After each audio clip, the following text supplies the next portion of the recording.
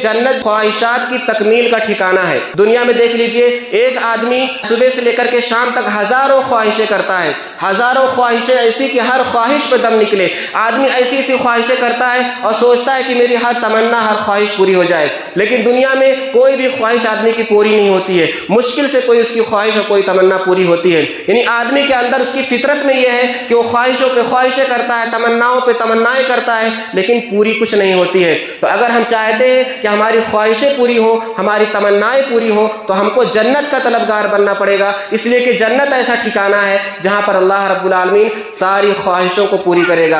अल्लाह ताला सूरत ज़ुख़रुफ़ आयत नंबर 71 के अंदर फरमाता है, वफ़ीहा मा तश्तहीहिल अनफुसु व तलुज़्ज़ुल आयनु व अंतुम फ़ीहा खालिदून। के अंदर हर वो चीज़ मिलने वाली है जिसकी लोग तमन्ना करेंगे, व तलुज़्ज़ुल आयनु, और हर वो चीज़ जन्नत में मिलने वाली है जो आँखों को ठंडक पहुँचाए, आँखों को लज्जत पहुँचाए, और तुम उसके अंदर हमेशा हमेशा रहने वाले हो। तो अगर हम अपनी ख्वाहिशों को पूरी करना चाहते हैं, अपनी ख्वाहिशात की तकमील चाहते हैं कि अल्लाह ताला हमारी हर तमन्ना पूरी कर दे, तो हमको जन्नत का तलबगार बनना पड़ेगा, जन्नत के लिए मेहनत करना पड़ेगा, जन्नत के लिए कोशिश करना पड़ेगा। हाथ पे हाथ रख के बैठने से या गफलत की ज़िंदगी गुजारने से हमारी कोई भी ख्वाहिश पूरी होने वाली नहीं है।